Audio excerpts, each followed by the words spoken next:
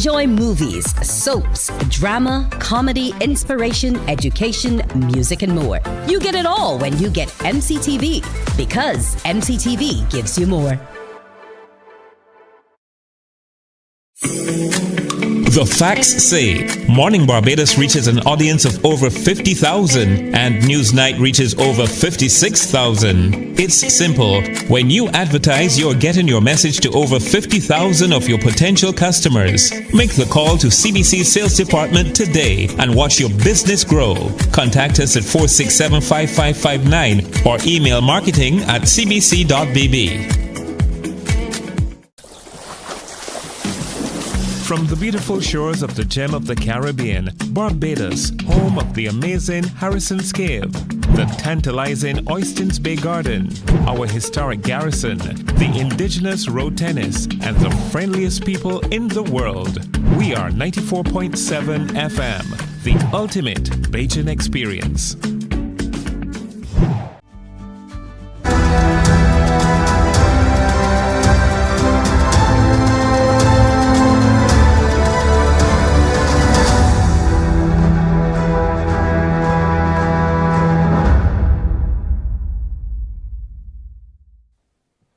Good morning, I'm Tisha Hines, and this is the CBC Morning Report for today, Monday, February 5th.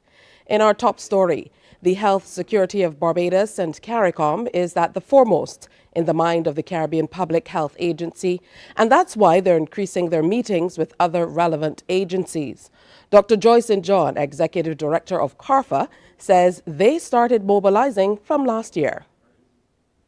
CARFA is meeting constantly with the chief medical officers since last year. No, it isn't just CARFA. CARFA is a security cluster, which is led by CARICOM Impacts. So CARICOM Impacts, Regional Security Systems, SEDIMA, and CARFA have been meeting regularly with their different sectors. CARFA leads health. We've been meeting regularly with the different sectors, and CARFA has been meeting regularly outside of these preparations for Cricket World Cup for regional health security. And so we are in the habit of talking to our CMOs all the time. We don't have to sit back and wait for them. We will say, this is what we want you to do, and then we go and check behind them. Not only that, there are a series of events in the region, and here we're working with PAHO. And we are going to be doing a series of trainings and simulations. And so we're taking this opportunity to go into countries and actually see what's happening to make sure that they're really ready. And if there are any gaps that we find, we're trying to plug those in. She added that they're also working with international development partners for regional support for national activities. So don't at CARFA, we don't sit down and wait. We get in touch with our focal points. For example, on Tuesday, we're having a meeting of the CARIFLA, which is the Caribbean Public Health Lab Network. In April, we'll be having meetings of the Caribbean Vector Control Network. Hopefully, meetings of the Regional Health Communicators Networks. We meet with our people regularly, and we make sure that they're fit for purpose for the latest interesting thing on the horizon. Dr. St. John says they are concerned that testing has been reduced and would like to see PCR testing resumed. CARFA and University of the West Indies St. Augustine are the ones that do gene sequencing in the Caribbean. But most of the member states have been sending to us constantly, or we take something from what they send for other respiratory screens throughout the year. That didn't stop. So this is why I'm able to tell you this is what's circulating, because we are keeping up. There is also the COVID-19 testing without gene sequencing, testing with PCR and so on. It is that we have asked people to start doing again, a sample of what is circulating, so that we can do some checking for them, so they have a background activity. So there's no need to worry about the PCR tests, and if they are not up to scratch with these to detect these new variants. In the Caribbean Public Health Lab Network and the head of labs in Carver, Dr. Hamilton, we check on these sorts of things to make sure that our member states are well served. Coming up on the CBC Morning Report, we'll tell you how Jamaica's agriculture sector is doing given recent high temperatures.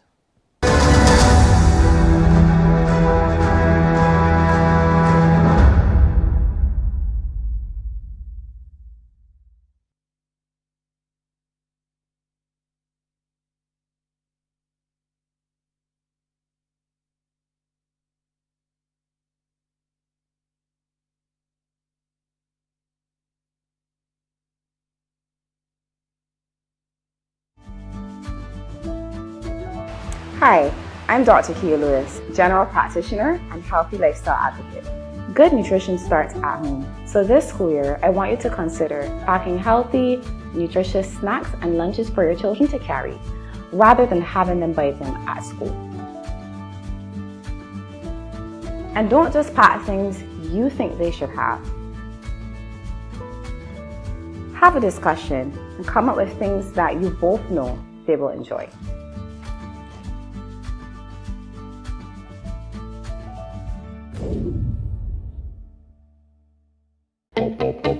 We enjoy a game of dominoes and singing karaoke. I just love crew. When you love me.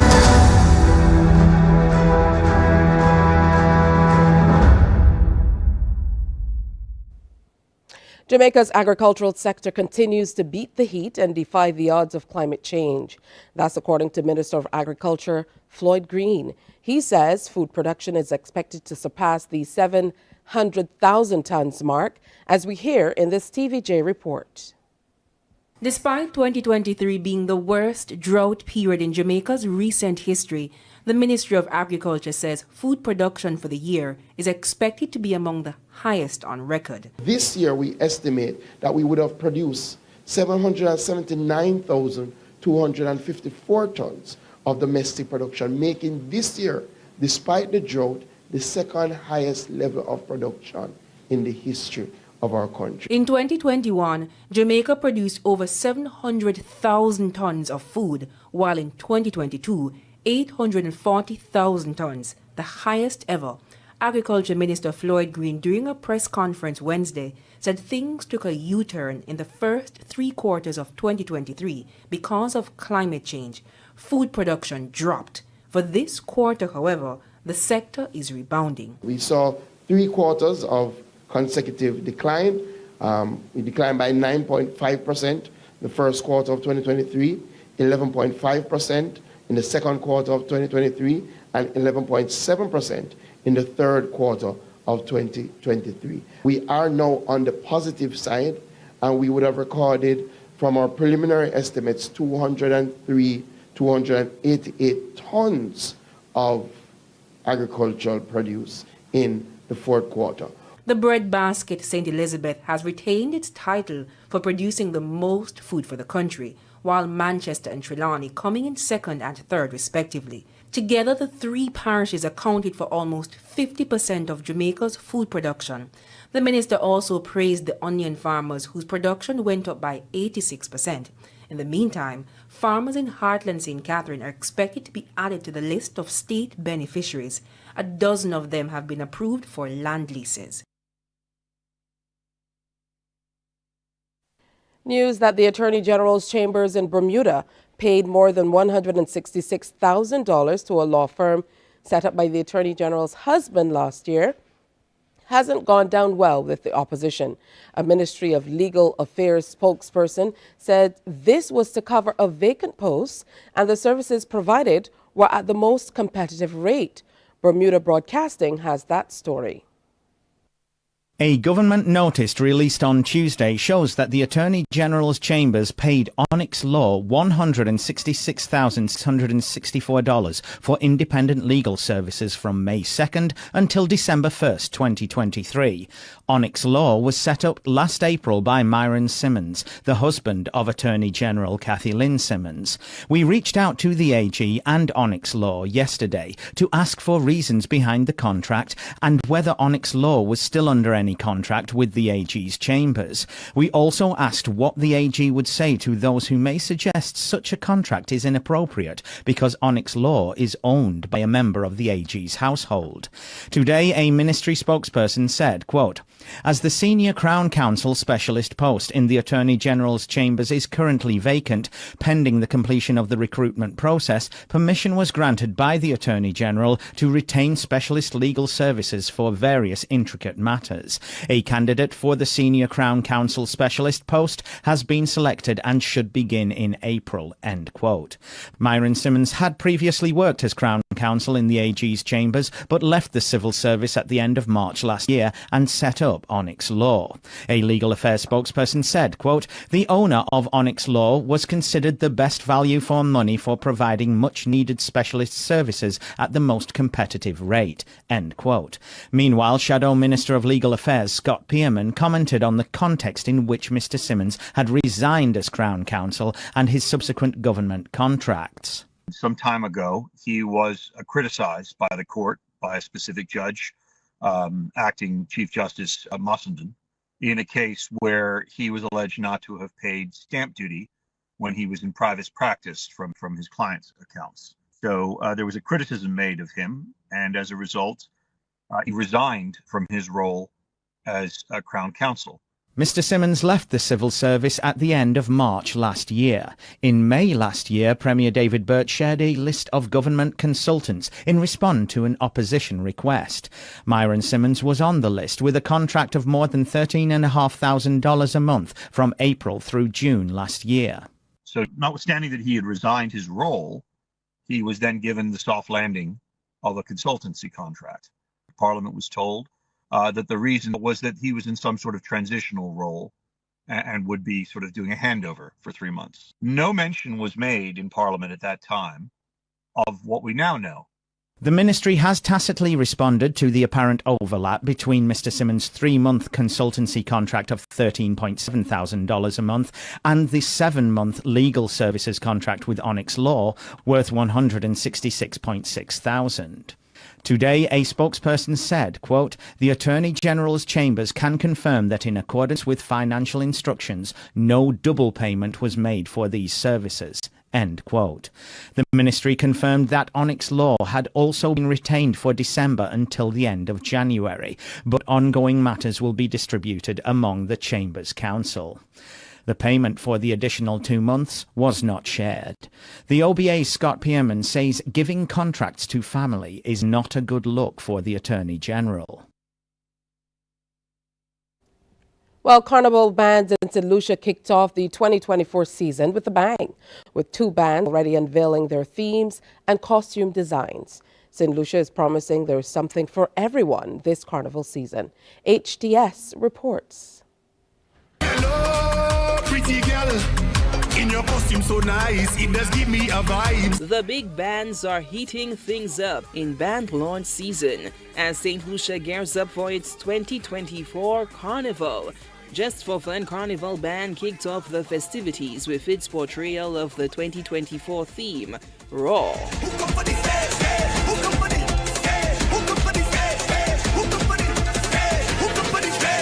Offering patrons a tantalizing view of costumes dripping in gems and rhinestones. Just for Fun Carnival Band did not disappoint. The crowd erupted in applause for the various designs. Miss Grippy, I heard you got the sticky. I need some of that quickly, but don't give me no hickey. The band offers designs catering to all shapes and sizes. Just for Fun touting inclusivity to accommodate both modest and revealing options.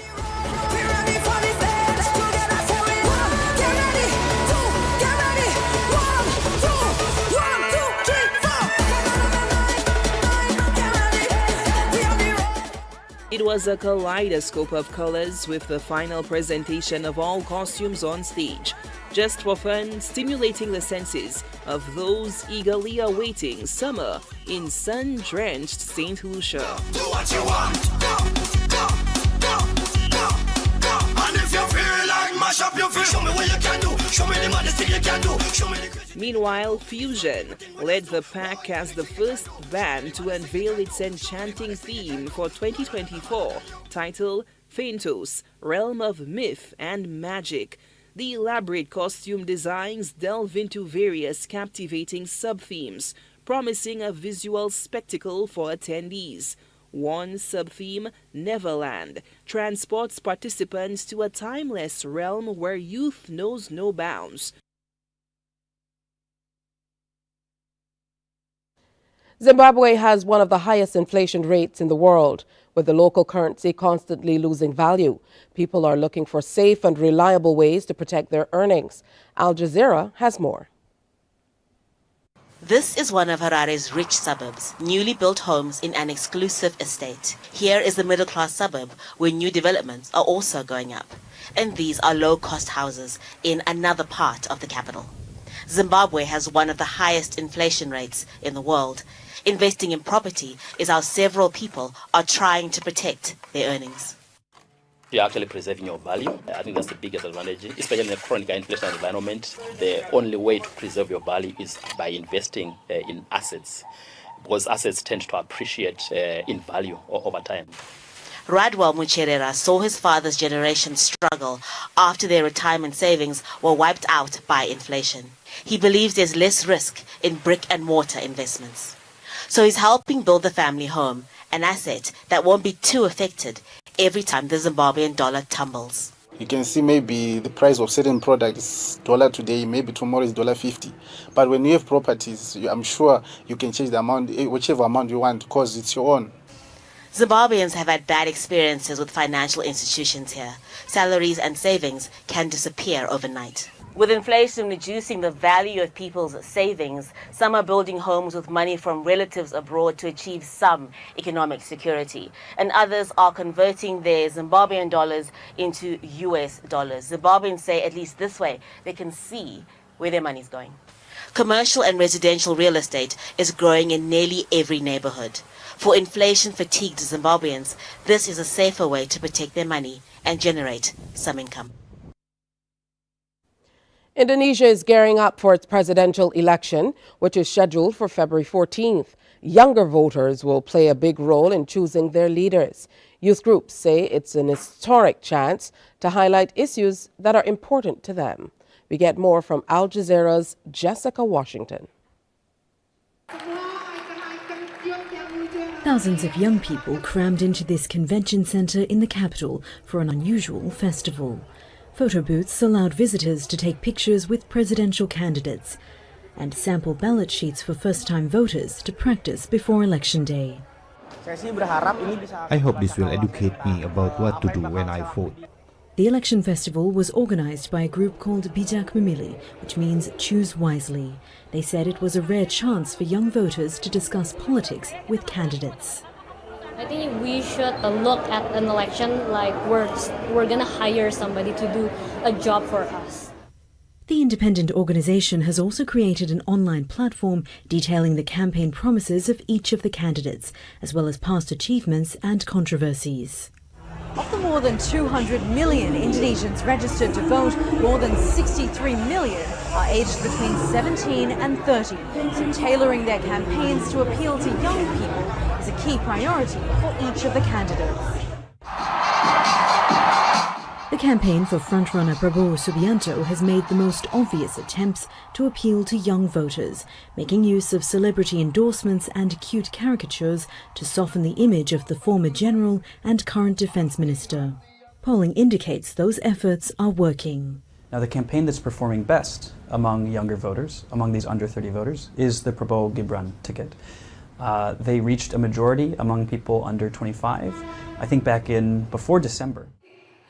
Youth groups say this election represents a chance to bring issues such as environmental concerns, employment and education into focus, even though young people have little influence when it comes to policy making. Power Up is a coalition of youth organisations, all calling for stronger commitments from every candidate to address climate change. This coalition shows that young people actually have different concerns, like human rights, Indigenous peoples and the economy, but we are all aligned on the climate issue.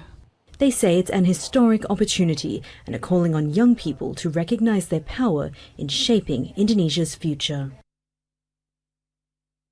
Well, it's time now to preview what's coming up today on Morning Barbados. We're going to be telling you all about AgroFest as we prepare you for the premier agricultural showcase here in Barbados. And Pace Digital, they're going to be along as the official payment partner for AgroFest. We're also talking to Ashley Lashley today. She has another recognition under her belt, and we absolutely want to celebrate with her. Plus, have you heard about a horse and carriage birthday ride? Well, we'll tell you how one lady celebrated her big birthday with such a thing, a birthday ride. Family Fest 2024 is coming up, and we want to make sure you know about that. Plus, Dr. Joan Golding will be here to talk visual arts. She is a communications specialist, and we're also sharing Voice of the Youth Secondary School speech contest details.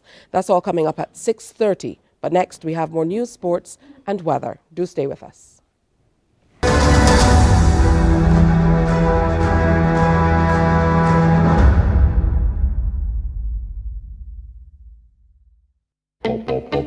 We enjoy a game of dominoes and singing karaoke. I just love crew.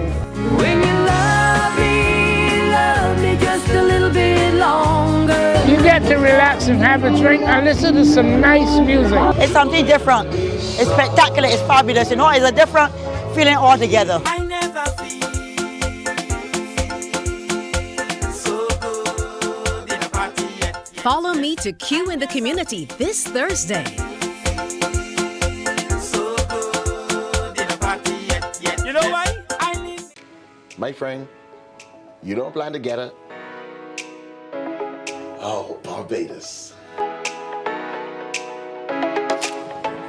Hey, I'm KB Clean. Join me 6 a.m. until 10 a.m. right here at 94.7, the best and ultimate Bajan experience. My show is called Bajan to the Bone. Don't miss it, Bajan to the Bone. Weekdays right here and only here.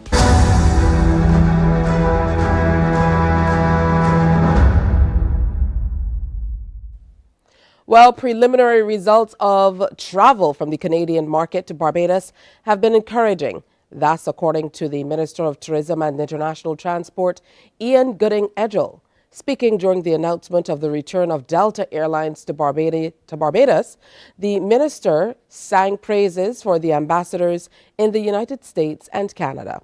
He says he's pleased with what he has seen thus far. Based on preliminary data that we've seen, we are very pleased with the encouraging results that we're seeing. Mr. UC Skeet went to that market, the Canadian market, last year, and Mr. Peter Mears went to the United States in what was a change round. I can assure you that Mr. Skeet and the entire team within the Canadian office, that they are working exceptionally hard to achieve some results. And as I indicated, based on preliminary data that I saw for January, this is borne out. And I must also say that at the appropriate time, we will have further announcements to make in respect of the Canadian market. It's not a teaser, but it's just to send the signal that we, that the hard work that they're putting in within the external markets, that we are beginning to see what I consider to be very encouraging results at this stage. It's too early to predict where we will land, but what I am pleased, and the entire team is pleased with the very encouraging results that we're seeing. And that's all I would say in respect of the Canadian market. Barbados could, as soon as this year, introduce electronic monitoring and a parole system for people who would otherwise be in jail. Minister of Home Affairs and Information, Wilfred Abrams, made the revelation during the latest one-on-one interview produced by the Public Affairs Department. He says the Probation Department is working with the Barbados Prison Service to make it a reality. Regarding electronic monitoring, This is what he had to say. We don't want to have people locked up who do not need to be locked up. Right? As far as I'm concerned, nobody should be in state care who does not need to be in state care. If it is that we don't trust you to stay home or stay away from bad influences, and that's the reason you have to be at DODS, then can we give you an ankle bracelet and monitor where you go, and then have you at home in a more supportive environment for children or for other people, right, who is stint in a penal institution, whether it be government industrial school, whether it be DODS prison, might do you more harm than good. Minister Abrams says the probation system could allow for the early release of eligible prisoners. If somebody has turned their life around, if somebody has gotten certificates while in prison, if they're the model prisoner, right, we need to have some system that allows not just an early release, but if even you think that there still needs some structure, right, that we can keep you under the guidance of the prison authorities or a supervisory board or something, right, but allow you to go out and function, allow you to go and have a job, allow you to reintegrate yourself into society, rather than serving out a sentence that might not be doing you any good because you reach the maximum benefit that you're going to get. The organizers of the community independence celebrations have been asked to consider increasing the rewards for participants. The call has come from Minister of Youth, Sports and Community Empowerment, Charles Griffith. He was speaking during a ceremony to recognize the 2022 and 2023 parish ambassadors, attendance and parish independence committees. Mr. Griffith believes it's one way to keep the program active and attractive and ensure its continued success. Toying with the thought of maybe going younger, but I will be guided by the team in the Secretariat as it relates to the age range of persons who are involved in this program. I want growth. I want a situation where, and I've mentioned to them and I've mentioned to the PICs that I need to see things like scholarships being offered to persons who participate in this program. Minister Griffith has committed to leveraging the other programs within his ministry to assist participants. We have a program called the Employability Program at work, and I want to see every single ambassador who is not employed involved in that particular program. And the reason for that is that the success of that particular program, 95% of the persons who are involved in the program elevate into the world of work. I mentioned the Youth Entrepreneurship Scheme. The manager is here for those ambassadors who are interested in becoming self-employed. I'm suggesting that a program be put together under the Youth Entrepreneurship Scheme that will benefit them as well. Cancer Support Services has pledged to continue supporting people diagnosed with the disease, as well as their families and caretakers. Public Relations Officer Antoine Williams gave the commitment during a statement on World Cancer Day, observed yesterday, February 4th. The theme for this year's celebration is Close the Care Gap. Through our arms, which is the victorious ladies and the conquering men, we have established events which allow us to go into the communities and share talks about colon cancer, about prostate cancer, breast cancer, and of course the importance of caring for individuals. And so this World Cancer Day is really a salute to those who, as I said earlier, who are journeying, and also a salute to the continuous work offered by Cancer Support Services and our stakeholders and partners who are also ensuring that the Barbadian public is fully aware. Well, coming up this morning on Morning Barbados, our very first guest is already in place and ready for us. Gil Welch is Business Development Manager with Pace Digital, and she is ready to go with us here on Morning Barbados. That's all coming up next. Wake up, wake up, wake up, wake up. Barbados, get up. Good morning. Good morning, Barbados. Good morning. Good morning to you. Good morning. Morning.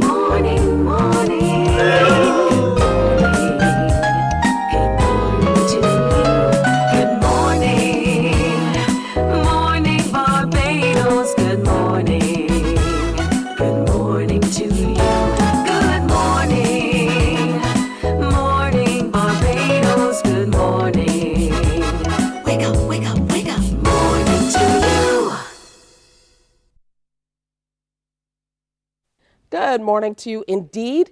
Great to have you with us on this Monday, already the 5th of February, 2024.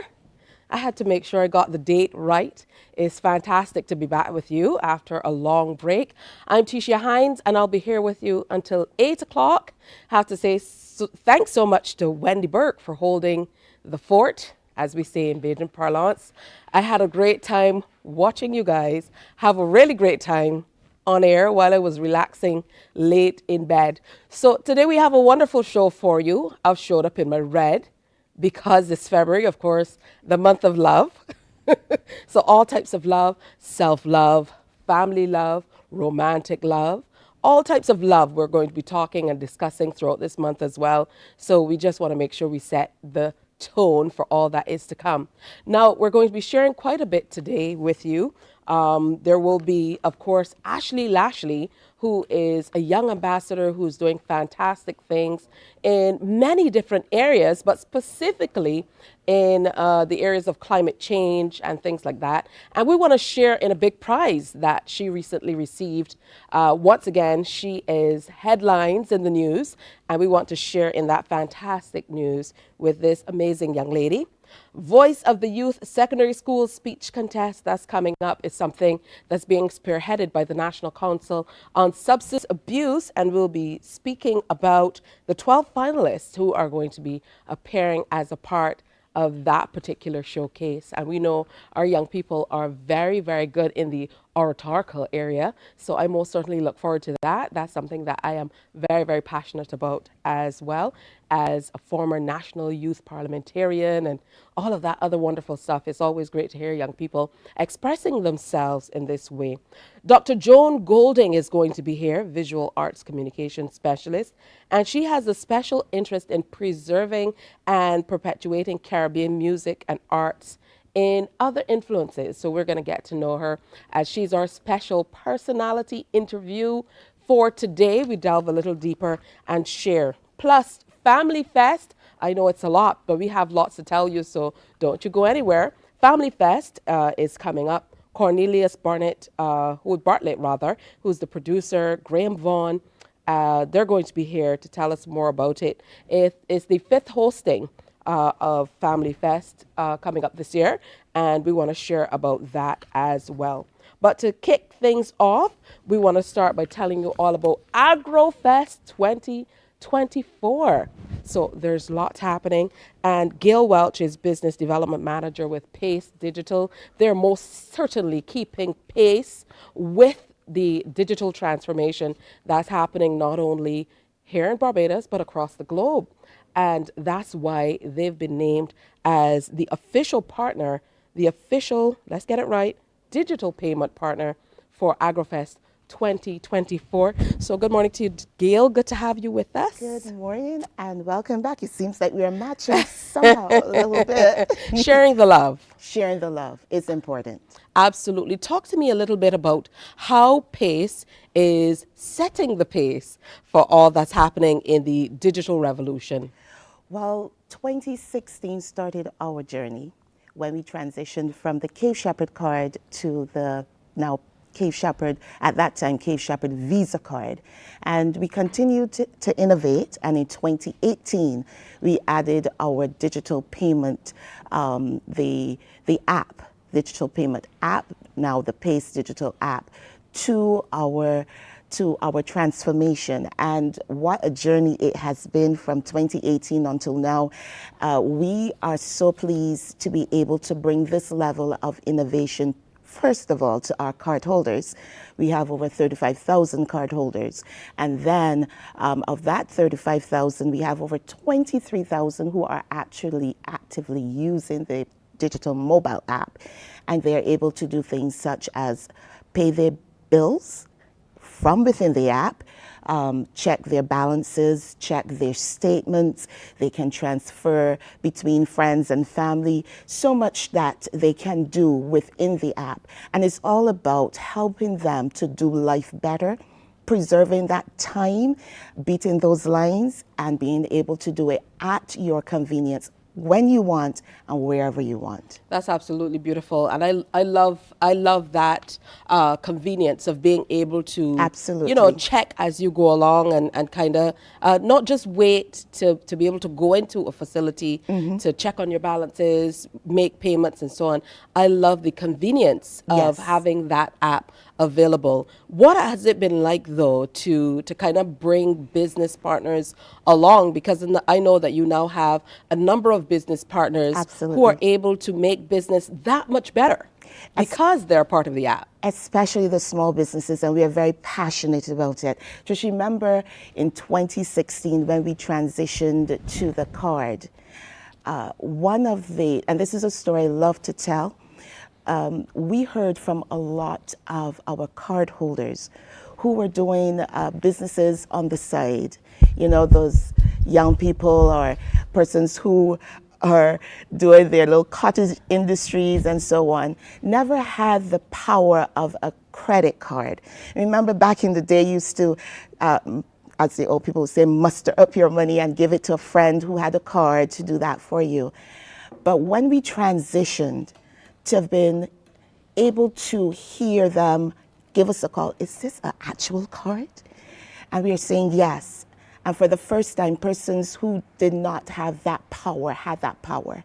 And then when we added the digital payment platform, now it opened up another realm, because now you can do business 24/7. If you have an Instagram page, if you have a website, you can note that you are a Pace Digital mobile partner, and that opened up persons to be able to interact with your business 24 hours a day, because the customer of today is a digital customer. All right, so let's bring people along. What does it take to be able to deliver on this awesome service in a space like AgroFest that is outdoors?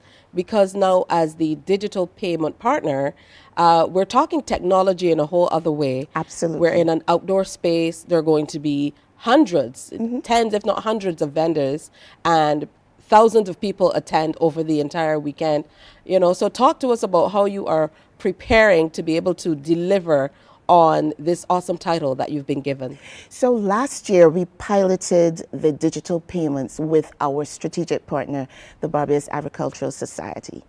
And what did that look like? It meant that our cardholder base was able to pay for their tickets without even leaving home. If you know AgroFest, you know that line. I know the line. You know the line. Yeah. And being there last year, to be able to walk and say, do you have a Pace Digital card? Have you downloaded the app? We had a designated gate for them to enter, and they entered, and they're like, okay, so help me to make this payment. We had our digital ambassadors, a group of fantastic young people who have been working with us, and we were able to hold the hands of our cardholder family and take them through the process. The instructions, very simple, and the response we got, is it that easy? And we're saying yes. And when we walk them through the process, just click here, add the amount in terms of the value of the ticket. Is it 1 ticket, 2 tickets? You put that in. And they see it in front of their faces, and the payment goes through, and they're like, what else do I have to do? That's it. That's it. They walked through the door, they got physical tickets in case they needed to go back out and come back in, and that was it. And we are on a quest to let persons know that digitizing does not have to be laborious, it doesn't have to be problematic. Our app is user-friendly, and we are here to support you. So it's not like, okay, we gave you the platform and go and figure it out. We are here on the journey with you. All right, so if only that line at AgroFest we're thinking about, we're happy to hear about this convenience that you're now offering to those people who are part of the app. So if for some reason there's someone who has not yet signed up, let's talk about getting them to a space where they can capitalize on and benefit from all that Pace is offering. Absolutely. The app is attached to your card account. So we can start you from there. Our website, again, we are on the digital journey transformation, and we started as a business in 2021.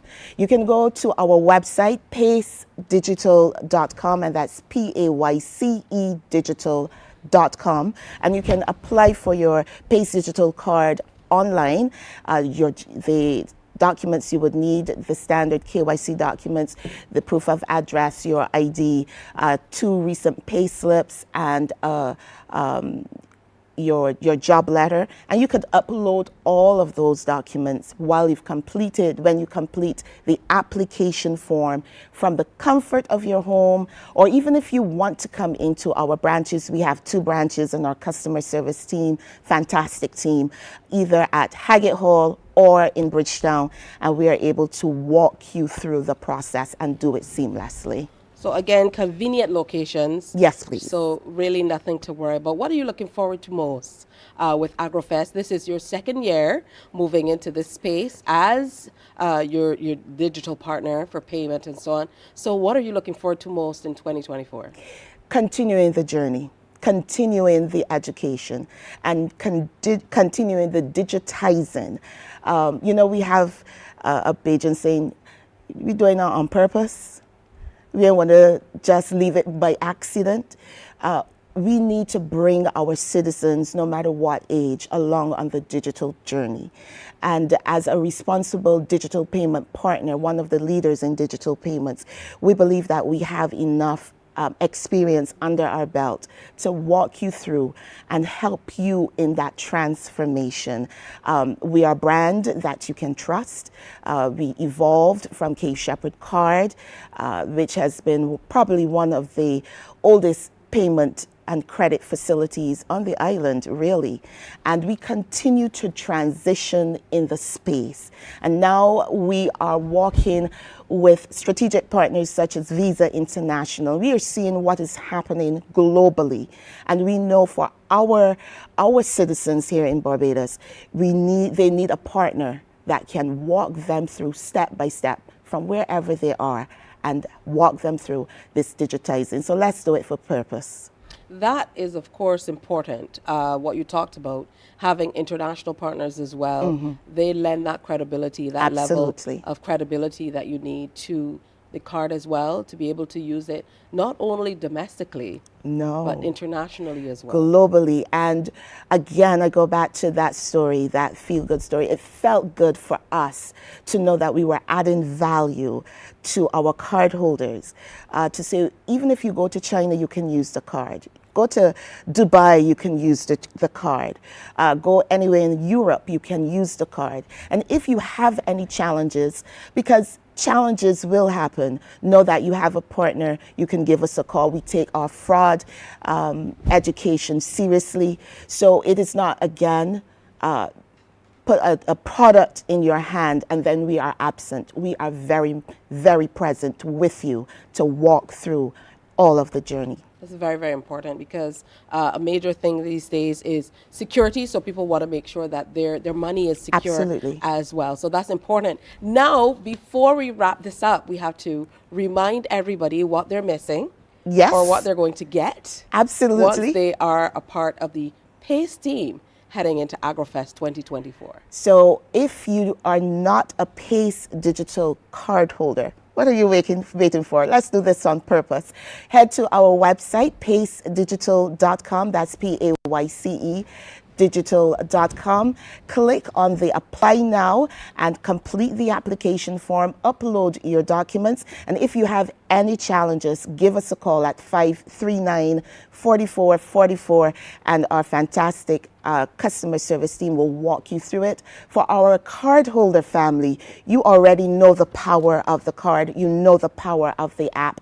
Now you can purchase your AgroFest tickets and check any of our social media pages and you're going to see the instructions, or give us a call at 539-4444. We are working on having box offices, digital payment box offices for AgriFest in our Bridgetown location throughout the month of February, so that if you're coming in, you're making a payment, you can actually purchase your AgriFest ticket. And again, it's about that education. We'll walk you through and show you how to do it seamlessly and easy, conveniently. And then there's the dedicated AgriFest. At the AgriFest, there's a dedicated gate that you can enter through. Oh, that's truly excellent. What about those vendors who might be out there and are thinking, this might be an easy way for people to pay? Because a lot of the times I get caught. You might run out of cash, but you see something you want and all of a sudden convenience. And we have some vendors. We have over 500 vendors who are already on the platform. And again, it's to continue that education and events like this helps.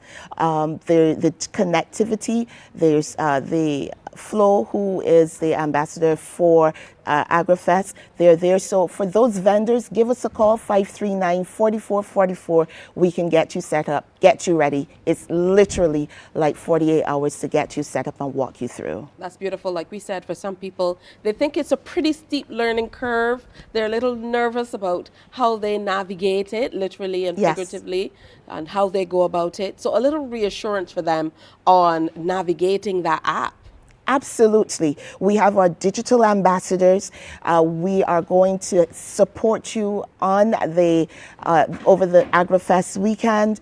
But even before then, give us a call, 539-4444, or come into either of our branches and we will walk you through it. Let's do this for purpose. All right, good stuff. Thank you. I guess I have to say happy AgriFest. I'll see you there. Yes, looking forward there's lots to it. to look forward to, and I definitely will be joining that gate, because I know what the line is like once we're there. Absolutely. Mornin Barbados will be there as well, so we definitely will be looking out for you. Gail Welch, Business Development Manager with Pace Digital as the official digital partner this time around for AgriFest 2024. Make sure you check them out. If you don't yet have a card, give them a call, check out the website. Make sure you get yours so you can really capitalize on what they're offering. Or give them a call or check them out and make sure you get the card if you don't have one. But whatever you do, make it AgriFest 2024. We're going to make this year bigger and better. So here's an easy way to purchase your AgriFest tickets and a whole lot more. Thank you once again for coming in. And happy Love Month. Thank you. Happy Love Month to you too. All right, we're going to take a break. When we come back, we're talking to Ashley Lashley, some recognition for this young lady who is making strides not only here in Barbados, but across the globe. Stay with us. Morning, morning, morning. Good morning. Good morning to you. For the past 19 years, QFM has been sharing with you, learning from you, and together building a community for all mature audiences. That's why we say Q is good for you. To our Q family, we say thank you for staying connected to Q 100.7 FM. QFM is a station of the Caribbean Broadcasting Corporation. CBC, celebrating 60, connecting Barbadian communities.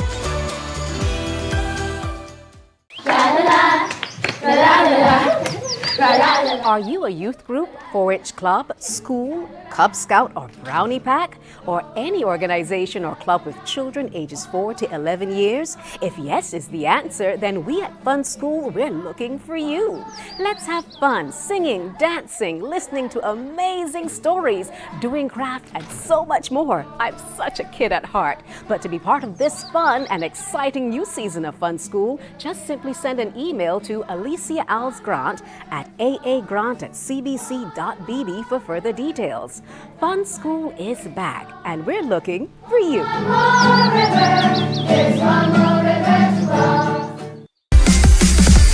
While you go about your business, we Morning, morning, morning. Good morning. Good morning to you. It's already 11 minutes to go before the 7 o'clock hour. Time just really flies. If you're heading out of the door, make sure you make a move. I know how the traffic is at this time when you're heading out to get the little ones to school and things of that nature. So Ashley Lashley is the Barbados Youth Ambassador to CARICOM. She's also founder of the Ashley Lashley Foundation, and she just continues to wow us in all the great ways that she is flying the flag for young people, for Barbados, and for causes that are near and dear to our heart and will usher in a new future for the young people of Barbados. She was recognized for her work in raising awareness about global, social, environmental, and health issues and climate change. And she was awardee of the 2023 Enrique Garcia Leadership Award. Ashley Lashley, good morning, welcome, and congratulations. Good morning, Tisha. Good morning, Barbados. Thank you very much. I think I missed the memo this morning. No one told me to wear red. That's okay. You have a few days left. And we talked about Love Month. So go right ahead and wear it whenever you're ready. That works as well. So talk to us about this new award for which you're being recognized. Yeah, so last week the award the award ceremony took place in Panama by the Caribbean and Latin America Development Bank, and I was able to receive the Special Mention Award for this prestigious institution.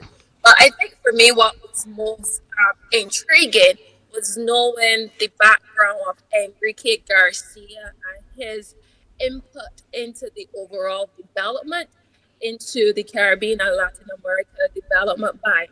And everyone always asks me, how do I feel to receive such an award?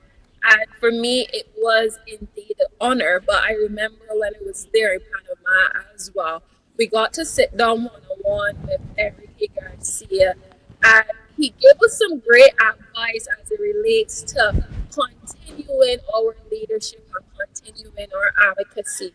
And you know, despite the many challenges that you as an activist or you as a person may go through, he always told us to remember other individuals who are probably in other vulnerable situations, and those are the ones who we need to continue advocating for. So it was a remarkable experience, I would say, participated and be receiving the award in Panama. And I am feeling extremely honored because it goes way beyond not only my personal commitment, but also the commitment of different young persons as well who would have continued to work with me, especially my team members through the Ashley Lashley Foundation and my family and friends who continue to guide me while I'm on this journey. Well, Ashley, what feeds your passion?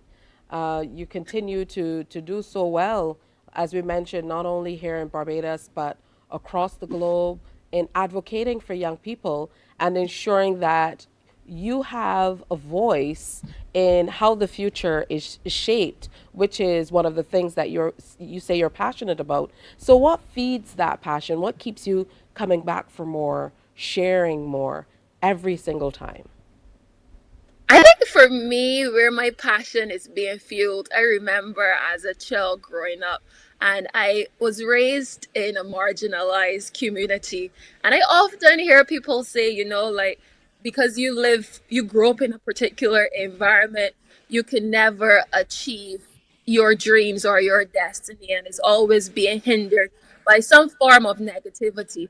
So I was always exposed to that kind of environment. And for me, growing up with different young persons who are not from a privileged background and seeing what they're going through, I think initially in my inception of my advocacy journey, that is what firstly propelled me.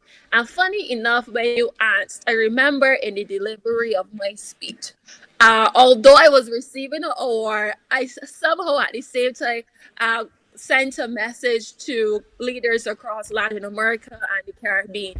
And I noted that they should prioritize the needs of our youth and our children to become a priority. And when I was there in Panama as well, I recognized that there's so many varying types of poverty and there's so many different types of marginalized backgrounds. And at the end of the day, even in my role as UNICEF Youth Advocate, UNICEF also released an article which stated that children are one of the most vulnerable to the impact of the climate crisis. So I said, Tisha, that I believe that when a disaster occurs, or rather the impact of the climate crisis do have an impact on the most vulnerable, and it's hindering the continued development of least developed countries and developed nations. So I asked the question, how then do we how then can we achieve the sustainable development goals, especially 1, 3, and 13, if we continue to see an increase in poverty levels across Latin America and the Caribbean, and if we're not coherently working together to reduce the many inequities and inequalities that we're seeing. So for me, working on children's rights and ensuring that our young people inherit a world that is safe and healthy, I think that is what propels my journey in my advocacy a lot. And for sure, I wake up extremely early, so anyone who knows me know that they're going to get messages from me around 3 to 4 o'clock. And my mind is just constantly going as to how I can continue to implement activities under the foundation or with partnering organizations to really continue to have an impact on our young people. Oh, that's truly excellent. And some of your initiatives are, you know, as grandiose as they come, and there are others that I absolutely love. I mean, recently you were giving out hugs as an initiative. So talk to me about how important you think it is to do basic things like that to bring people on board and bring them along. Well, it's extremely important. You know, each and every one of us I believe, do have a good side. And we do have that compassionate element that we should work on showing everyone every day, no matter the background that they come from. I saw yesterday on social media, Don Liko, I think he had like this he took this homeless person and he transitioned with a group of partners into, you know, making him looking a bit more approachable. So I think those small acts of compassion is what we as a society need to continue to each other, because at the end of the day, I always say that you never know what a person is going through. And even as you mentioned, the Hug for Hope campaign in which I started, so whereby you never know what a person is going through, and just by a simple act of a hug, you know, you can show that level of compassion to each other. So I really believe that each and every one of us should at least show some form of compassion every single day to even a stranger, their family member or friends, because at the end of the day, I believe compassion is what governs our overall society, and we really need to ensure that our society works on showing kindness and compassion to each other every day. This one will help you to achieve all that you're trying to, particularly under the banner of working with agencies like UNICEF and many of the others that you've partnered with throughout the years. I missed the first part of your question. Sorry. How do you think getting the award will help you achieve your goals? Well, a lot of persons have been telling me that this is only the beginning. And I'm like, but I've been working on my advocacy journey for over the last 5 to 6 years now. So I mean, like, I really have to thank all of the partners who have supported me on this journey.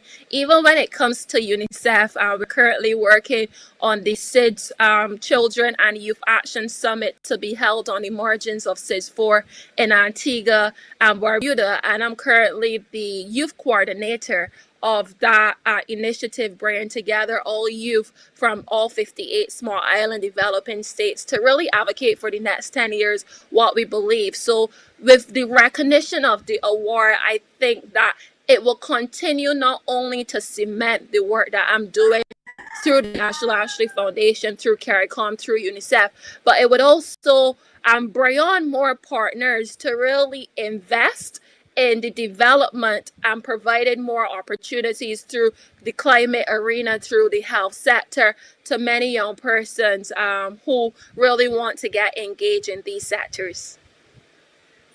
that you're doing this work. And I don't know if you recall, but initially when you were named Barbados Youth Ambassador to CARICOM, I told you something. I said, I want to hear that the young people who are traditionally on the fringes, who don't have a voice, the ones who we don't hear, who we don't go to, who we don't speak to, I want it to be your mission to make sure that you speak to them and for them, and you most certainly are showing that that's what you're doing. Yes, definitely. I do remember. I think when I'm in these closed door meetings, that is something that I continue to advocate for.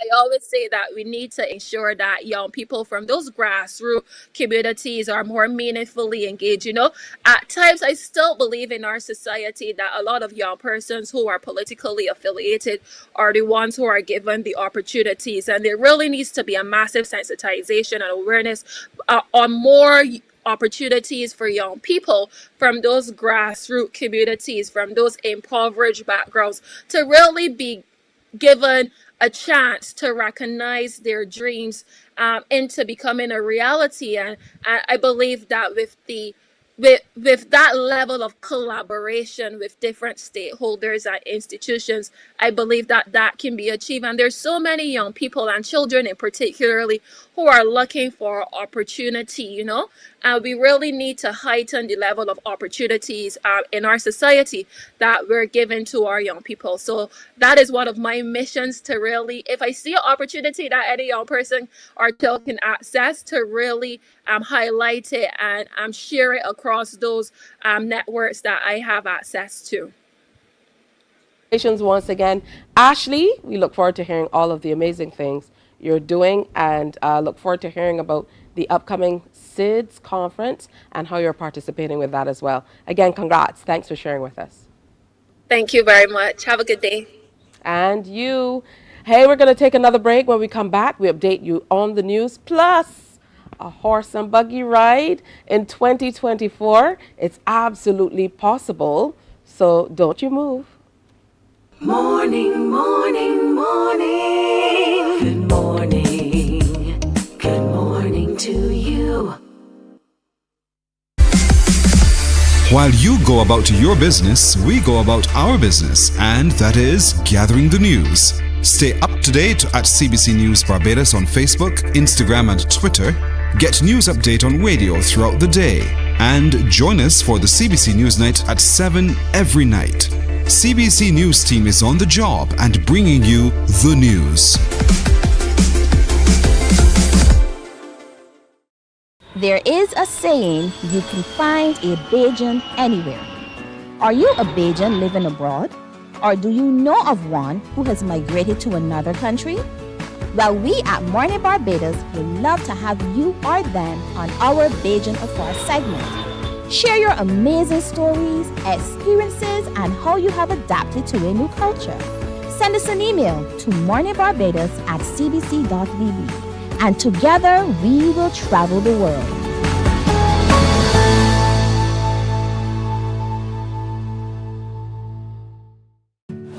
Morning, morning, morning. Good morning. Good morning to you. It's just past 7 o'clock, time for an update of the news. Now, the health security of Barbados and CARICOM is at the foremost in the mind of Caribbean public health agencies, and that's why they're increasing their meetings with other relevant agencies. Dr. Joyce St. John, Executive Director of CARFA, says they started mobilizing from last year. CARFA is meeting constantly with the chief medical officers since last year. No, it isn't just CARFA. CARFA is a security cluster, which is led by CARICOM Impacts. So CARICOM Impacts, Regional Security Systems, SEDIMA, and CARFA have been meeting regularly with their different sectors. CARFA leads health. We've been meeting regularly with the different sectors, and CARFA has been meeting regularly outside of these preparations for Cricket World Cup for regional health security. And so we are in the habit of talking to our CMOs all the time. We don't have to sit back and wait for them. We will say, this is what we want you to do, and then we go and check behind them. Not only that, There are a series of events in the region, and here we're working with PAHO, and we are going to be doing a series of trainings and simulations. And so we're taking this opportunity to go into countries and actually see what's happening to make sure that they're really ready. And if there are any gaps that we find, we're trying to plug those in. She adds that they're also working with international development partners for regional support for national activities. So don't at Carrefour, we don't sit down and wait. We get in touch with our focal points. For example, on Tuesday, we're having a meeting of the CARIFLA, which is the Caribbean Public Health Lab Network. In April, we'll be having meetings of the Caribbean Vector Control Network. Hopefully, meetings of the Regional Health Communicators Networks. We meet with our people regularly, and we make sure that they're fit for purpose for the latest interesting thing on the horizon. Dr. St. John says they are concerned that testing has been reduced and would like to see PCR testing resume. CARFA and University of the West Indies St. Augustine are the ones that do gene sequencing in the Caribbean. But most of the member states have been sending to us constantly, or we take something from what they send for other respiratory screens throughout the year. That didn't stop. So this is why I'm able to tell you this is what's circulating, because we are keeping up. There is also the COVID-19 testing without gene sequencing, testing with PCR and so on. It is that we have asked people to start doing again, a sample of what is circulating, so that we can do some checking for them, so they have a background activity. So there's no need to worry about the PCR tests, and if they are not up to scratch with these to detect these new variants. In the Caribbean Public Health Lab Network and the head of labs in Carrefour, Dr. Hamilton, we check on these sorts of things to make sure that our member states are well served. Preliminary results of travel from the Canadian market to Barbados have been encouraging. That's according to the Minister of Tourism and International Transport, Ian Gooding-Edgell, speaking during the announcement of the return of Delta Airlines to Barbados. Minister Gooding-Edgell sang praises for the ambassadors in the United States and Canada. He says he's pleased with what he has seen thus far. Based on preliminary data that we've seen, we are very pleased with the encouraging results that we're seeing. Mr. UC Skeet went to that market, the Canadian market, last year, and Mr. Peter Mears went to the United States in what was a change round. I can assure you that Mr. Skeet and the entire team within the Canadian office, that they are working exceptionally hard to achieve some results. And as I indicated, based on preliminary data that I saw for January, this is borne out. And I must also say that at the appropriate time, we will have further announcements to make in respect of the Canadian market. It's not a teaser, but it's just to send the signal that that the hard work that they're putting in within the external markets, that we are beginning to see what I consider to be very encouraging results at this stage. It's too early to predict where we will land, but what I am pleased, and the entire team is pleased with the very encouraging results that we're seeing. And that's all I would say in respect of the Canadian market. Barbados could, as soon as this year, introduce electronic monitoring and a parole system for people who would otherwise be in jail. Minister of Home Affairs and Information, Wilfred Abrams, made the revelation during the latest one-on-one interview produced by the Public Affairs Department. He says the Probation Department is working with the Barbados Prison Service to make it a reality. Regarding electronic monitoring, he says this is what they're working on. We don't want to have people locked up who do not need to be locked up. Right? As far as I'm concerned, nobody should be in state care who does not need to be in state care. If it is that we don't trust you to stay home or stay away from bad influences, and that's the reason that you have to be at DODS, then can we give you an ankle bracelet and monitor where you go, and then have you at home in a more supportive environment for children or for other people, right, who is stint in a penal institution, whether it be government industrial school, whether it be DODS prison, might do you more harm than good. Mr. Abrams says the probation system could allow for the early release of eligible prisoners.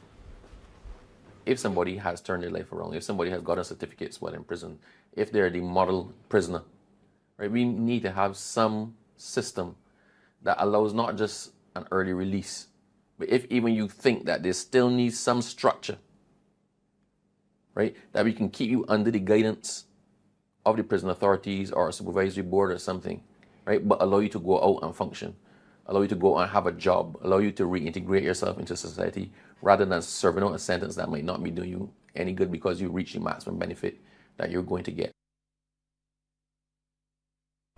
Well, that's news. Our next newscast is Newsday at 12 noon on TV8, followed by The World at 1 via our radio network of stations on 100.7 FM, 98.1 The One, and 94.7 FM.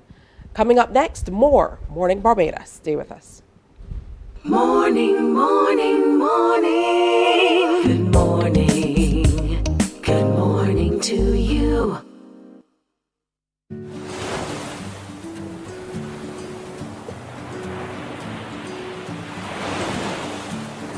Oh, hi.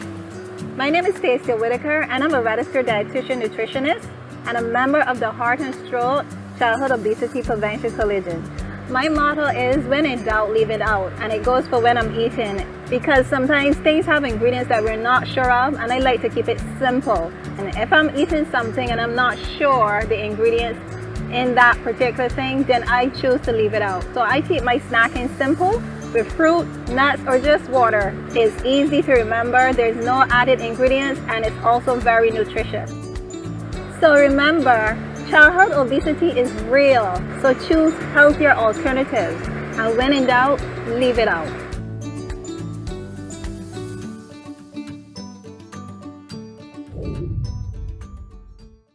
Enjoy movies, soaps, drama, comedy, inspiration, education, music, and more. You get it all when you get MCTV, because MCTV gives you more. The facts say Morning Barbados reaches an audience of over 50,000 and Newsnight reaches over 56,000. It's simple. When you advertise, you're getting your message to over 50,000 of your potential customers. Make the call to CBC Sales Department today and watch your business grow. Contact us at 467-5559 or email marketing@cbc.bb. From the beautiful shores of the gem of the Caribbean, Barbados, home of the amazing Harrison's Cave, the tantalizing Oystins Bay Garden, our historic garrison, the indigenous road tennis, and the friendliest people in the world. We are 94.7 FM, the ultimate Bajan experience. Hi, I'm Dr. Kia Lewis, general practitioner and healthy lifestyle advocate. Good nutrition starts at home. So this school year, I want you to consider packing healthy, nutritious snacks and lunches for your children to carry, rather than having them buy them at school. And don't just pack things you think they should have. Have a discussion and come up with things that you both know they will enjoy.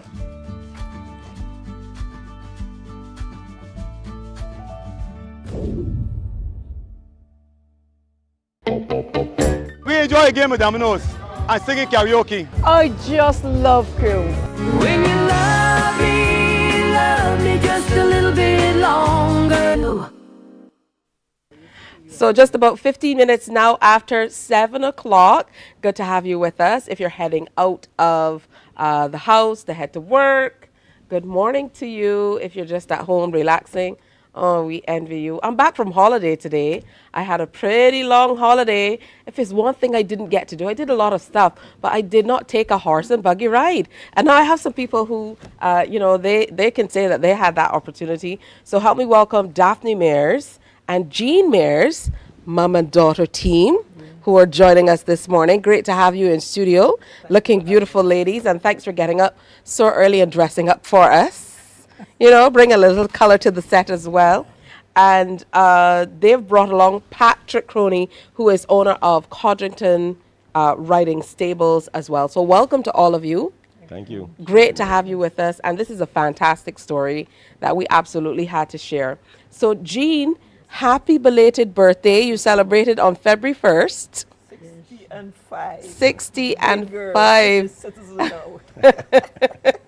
Congratulations. So for this awesome milestone occasion, you decided to team up with your mom and take a horse and buggy ride because you said you heard a lot about it from back in the day. So talk to me about that. Well, I was 6 years old, and we used to sit, 6 children, mom has 6 children. So we used to sit on the bed after mom and dad leave the house. She gone to market, dad at work, and we would rock, fold our legs like that, and rock on the bed. The boys would play the drums, and we would tell each other what we want to do when we get older. So I told him I want to have my own business because I don't want nobody to put me out of the house. And I want to be a millionaire too, and I want to own my own buggy and ride a horse, but I never got the opportunity to do so. So after I came here when I was 23, and then mom got a business running a boutique, and beside that was a guest house. So then I said, maybe you can operate your own business. And I decided, after she left and went back home to Guyana, I decided to open my own business. So then as time goes on, I said, Jean, you don't get to ride this buggy, you don't get to own a buggy, And one day, last year, I saw a white man on the buggy, and I saw Croney Stables in the newspaper. So I picked up the phone, looked the telephone directory, looked for the number, Croney Stables, and I called the stables, and he answered me. And I told him, what is the cost to ride on one of those? And he told me, I said, okay, I'll get back to you very soon. All right. So, Miss Daphne, when your daughter Jean said to you, I've set up for us to ride on a buggy, what were you thinking? I was thinking a lot of things because I've really never seen a buggy. So I just start imagining what it looks like and how everything is. So she said, yes, it's a cab and thing, because we would carry some of them back home, cabs, right? And so she said, we're gonna take it and sit down and we can drive all over. And so I said, well, Lord, well, every day it come. She didn't give me long notice. And when it coming on a couple of days, and then when she said, we're going today, tomorrow, we're going. So I said, when is it? She said, Thursday is my birthday, and we're going tomorrow. I said, okay. So we got dressed in the morning, and we decided to head out. Well, we went for breakfast first at the thing, and we had 2 other friends, ladies. They came, and the 4 of us sat down. Well, when we left there, then we got the buggy and drive around. Oh, that's so sweet. That's wonderful. So tell me about this horse and buggy, Mr. Croney, because you say that the horse is a special kind of horse called a Budweiser Clydesdale horse. It has nothing to do with liquor, people. He's going to tell us more about it, though. Well, I must say that it is a little bit to do with liquor because Budweiser is a beer. It's a beer in the United States, and they use the very Clydesdale as their dream team horse to draw the carriages as well as to promote their beer. And so that's why they call him the Budweiser beer horse. But he's the only one here in Barbados. A lovely, lovely animal. He's very docile. He enjoys doing his job. He loves pulling the carriage. Whenever we get ready to harness him up, I can see the excitement in him to just get into that carriage and do his job to the best of his ability. And he's so lovely, especially on the streets, you know, dogs, cats, horses, guns, whatever. No bother to him at all. He just enjoy following the commands of the reins, and he just drive you straight to wherever you want to go, or you point him to the direction. So he's a beautiful horse, and again, as I said, the carriage is a Queen Victorian carriage, the black one.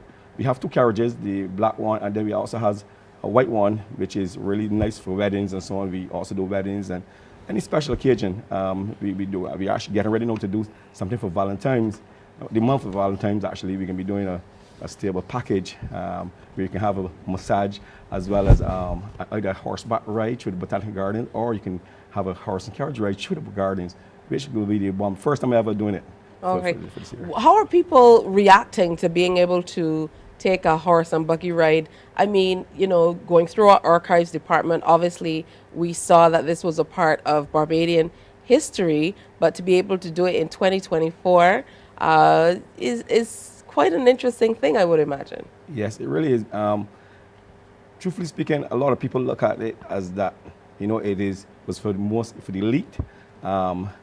What we did, it was to try to bring the costing way down so that almost anybody can just get a chance to enjoy a horse and carriage ride. I think it's our turn now to really enjoy some of the finest things of life. And even here for this coming month, this is going to be the first time I ever do this. I'm going to be doing a really rock bottom, short ride so you can have an experience in a carriage. And so for that, I believe a lot of people will be able to see themselves riding in a carriage and then getting maybe a lovely photo shot that they can put at their wonderful stand to see that they had that experience as well, like Jean and her mom did. Well, I most certainly, for people, I know there are a lot of people who are Bridgerton fans. Bridgerton is this new series set in the something century. I don't know when, I've not watched it before, but I'm sure they'd be very, very excited to be a part of this horse and buggy ride. Tell me, Miss Daphne, what was the ride like for you, Miss Jean? What the ride was like for you once you finally were able to get on the carriage? I was like Queen Victoria. And then I saw some of my friends and I shouted, and they were so surprised. What are you doing up there? So look at the back. That had my 65. So like, happy birthday, and that was it. And when I sent the picture to a friend of mine, she said, Jean, that's a nice thing I want. I said, well, okay, when you're ready, let me know, I'll contact him. Oh, that's beautiful. So you already got a client waiting. Good stuff. I was asking you before I was asking you, Miss Daphne, you know, what was it like for you being on the carriage? Well, it was fun getting up. Was the story? Oh, yes. You know, needed an elevator? High. Yes, it was elevated very high. So when I got up, and I sit down. But before I got in, the first thing I did is that I look at the horse. He looked like something that has on a socks because they cleave it up and then stop it off there, and then the plain clean fur was at the top and the big. So the four legs, that, you know, was like just walking with from here to here. It's wide like that. You know, looking like if, you know, when these boys have on a socks and they turn it down. And that's the impression that I got, and it looked so beautiful to me that I just keep watching it. And when I got up, and so when I come back down, when we reach where we give another look and see it. Well, when he's turning the corners, you know, that two back feet they leave outside, and you would look out and see. It's so wide about this. And you know, and high about this, and then the fine foot up. So it looks so attractive to me. He truly is a majestic looking animal. It just looks amazing. So this is a ride through Bridgetown. Yes, right through Bridgetown. I'm loving it. Yes. You know, I think that might be an idea for me, Mr. Mr. Crony, to be able to get out and and enjoy this. I would imagine that you also attract a lot of attention as you move around. Yes, I tell you, I must say that from the time we go up to the Radisson Hotel, the whole entire also. So you went and picked them up directly after breakfast? After breakfast from Radisson Hotel. So you rolled up like proper. Oh my, top class. They got. Yes, this is the supreme service they had with the bow tie. With the whole works. Yeah. And let me tell you, and then the staff everybody come out with the cameras, and everybody was just blown away with the carriage, with the horse, but especially with Jean and her mom sitting in the back. I saying, well, look at how our color folks are doing it, in grand style. From there, we take them through the down to town, as back in the olden days was, and take them around, and everybody, people in the cars driving past us, and the cameras out, and they're whipping, and some people stopping and jumping on the cars, and they want to capture this moment. So for me, it's a joy to see people enjoy the moments of life left here on earth, because life is pretty short, so you got to enjoy it while it lasts. What's his name? Oh, his name is Jazz. Jazz? Oh yeah, Jazz the Clydesdale. All right. Jazz didn't have to worry about the potholes. No. Beautiful thing about Jazz is that Jazz is so well schooled that if you see a pothole or even in metal hydrants. You didn't even have to answer me. I'm being back. Yeah, that's what. But he would step around anything, man. So it was a pretty cool ride going on. And we had one or two little holes that I guess Gina there would have felt, A little bit, not much. It's all right. He's a beautiful horse. Awesome. And it's wonderful to be able to offer this service. In other parts of the world, though, we've heard talk about phasing out the horse and carriage. Yes. So talk to me about how you take care of Jazz to make sure that he is well watered, because the days are warm, and he's well taken care of as well, as we enjoy him taking us around the island. Yes. Now, the thing about it is that I don't put Jazz into too much because of his age and so on. But what I do is I do specials, and that's why I say again, he's a very special horse, in that, I give him a chance to enjoy life to the max, meaning he and the rest of the horses would leave from the stables and they could go right out into the corrals. They got water on the way down. They got the trees to relax under. They can pick whichever tree that the breeze is blowing the best. And they can just feel like going back into the stable and relax. They go right back into the stable, and when they go in, there's water again and grass in there as well. And then we make sure that they're well fed on the morning. He's one of the these horses are some of the most happiest horses right now, I think, in Barbados. Amazing. I can tell just the way he's trotting along, and he looks beautiful. Awesome. Yes, he got little studies on him and stuff, and looking good. Right, Miss Daphne? You had a good time, yes? Yes, I did. And you were talking about the horse, and he looks beautiful when he's taking a turn, you know, and the thing, and he shows his head what's like that. You know, sister, all of that. Yes, yes. Okay, Miss Jean, I want to thank you for coming in and sharing your experience with us. Thank you for and you're still wearing the birthday colors. I would imagine these are your favorite colors. So happy 65th. Yes, what a please. wonderful way to celebrate. Yes, please. Awesome to see two generations of beautiful ladies celebrating. Old people now? It's two old people. Well, you know what they say. You are privileged to be able to live to this beautiful I want to reach age. 100 anyhow. And I told her, please stay in good health while she has me under control there. Okay. She'll get there. All right. Well, thank you so much. Mother and daughter team of Jean and Daphne Mears, who took a horse and carriage ride with Patrick Croney, the owner of Codrington Riding Stables. And of course, we can't forget Jazz. I wanted them to bring Jazz in the studio, but somehow they didn't bring Jazz. So if they don't bring Moses to the mountain will have to go to Moses. Okay, that didn't work out. But thank you for coming in. Hey, we're going to take a break and make sure that you check it out. It would be good to get close to a horse, especially as we look toward the Gold Cup. I know usually that's when a lot of Barbadians think about horses. Thanks for coming in once again. All the best. Continue to enjoy the entire month for your birthday as well. We're going to take another break and come back. Do stay with us. Morning, morning, morning. Good morning. Good morning to you.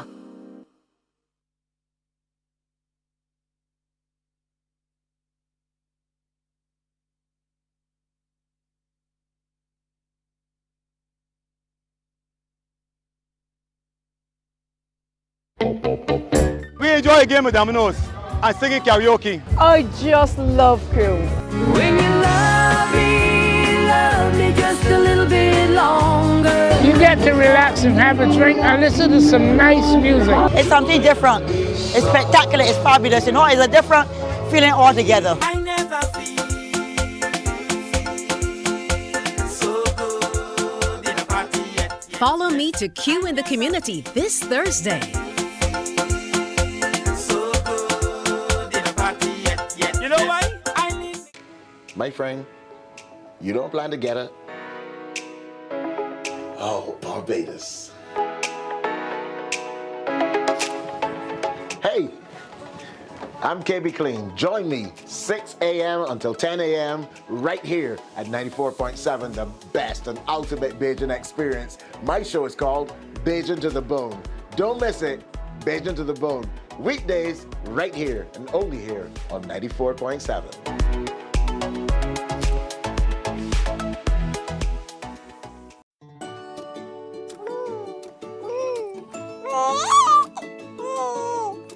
I'm Anne St. John, a consultant pediatrician. When packing healthy lunch boxes, do include a fruit, which includes a banana, apple, orange, or grapes to supply fiber. Aim for low-calorie packaged snacks without the mention of flour or sugar amongst the four ingredients on the back label. 1 in 3 children in Barbados is affected by overweight or obesity. Let us join together as parents and care providers to reduce the further development of this chronic non-communicable disease within our communities. Good morning. Good morning to you.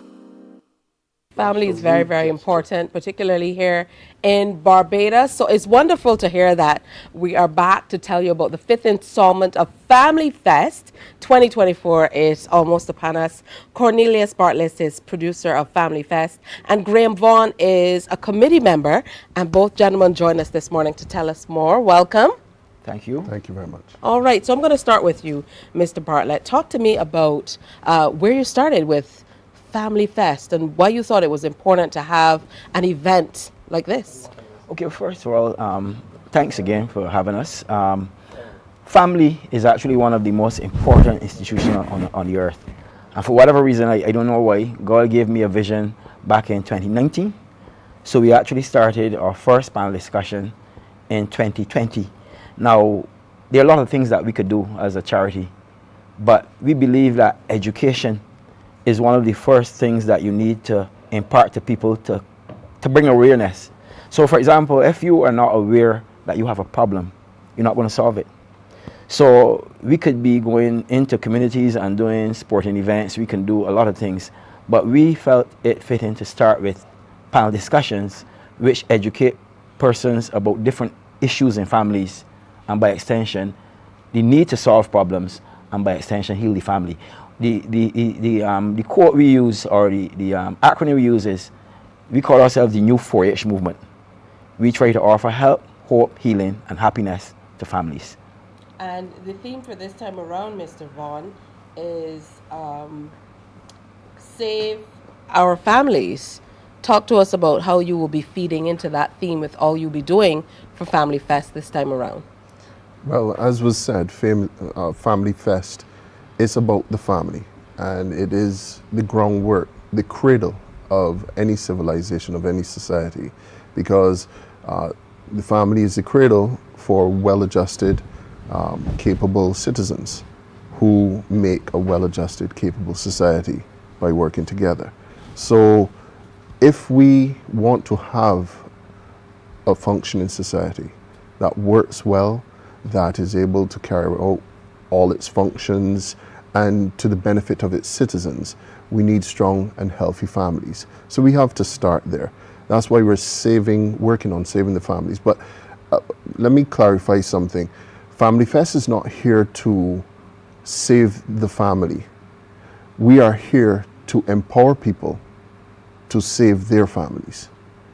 The work is going to be done by everybody watching, everybody listening right now, because you are the ones who have to make the choice to be able to change what is going on in your family and heal it. We can't do that from outside. Understood. So you're facilitating the process through sharing with people. As you mentioned, the panel discussions and so on are coming up. What I absolutely love is that you're going to be focusing at different points in time on different people within the family structure. Talk to me more about that and how important it is to look out for Men's Week, Women's Week, one where you focus on children, and then one where you look at the family in a holistic way. Yes, and that was the model we used from the inception. And we felt it important to do a surgical, or we call it a microscopic look at each member of the family. A lot of times, you can come up with a program and it kind of just touches the surface. We felt that going deep into the micro aspect of family life could only be facilitated by having a look at men, women, and children. And this year, I want to mention as well that this year, in terms of saving our families, SOF, S-O-F, saving our families, we want to end the pain and the division. And this year, and I want to really, persons who are hearing me now, I want you to go and check it out. This year, we're looking at parental alienation and narcissism.